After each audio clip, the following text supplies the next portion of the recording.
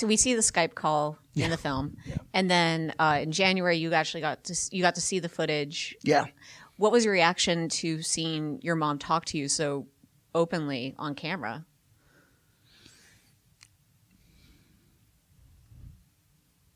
She was like a ghost. I mean, she was just like this. You know, when I left when I was 12, so my image of her in my head. Now I've seen pictures, right? Mm-hmm. We've traded pictures, but again, like I'm the kind of person where my pictures of my family were in a shoebox. Like I never like put them out, right? That was part of the hiding thing. That's a part of like living with the secret and with this lie. It was like you don't really put it out. So seeing her, it was like seeing like this person, and it was like seeing myself in a really weird way. Mm-hmm. I mean, she could have been, that footage of her could have been the whole film. But then you start thinking about, you know, as I'm sure the filmmakers here, like what the acts are, right? How are we going to go from, I remember I knew that I had made I knew that we were done.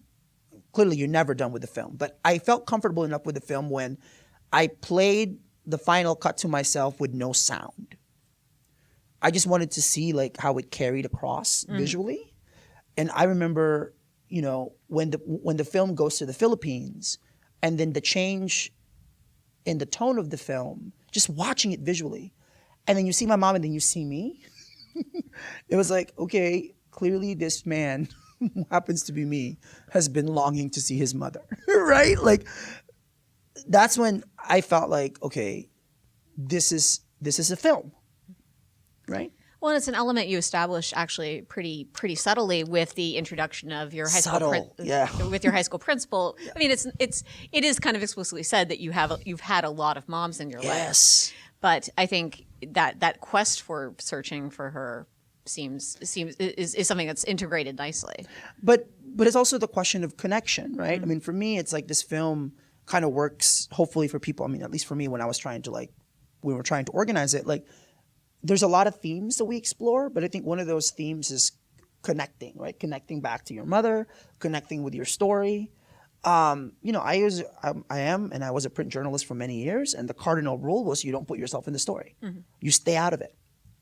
With this one, I placed myself squarely in the middle of it and just tried to, as much as possible, you know, I mean, as anybody here knows, like, you tell a story specific enough, it becomes universal. Mm-hmm.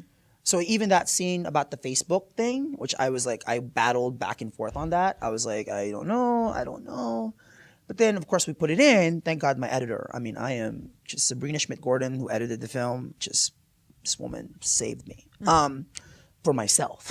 So, you know, she and I had these really intense conversations about, look, like, we have to show the complexity of this relationship. What happens when you separate people? What kind of emotions linger that become undealt with?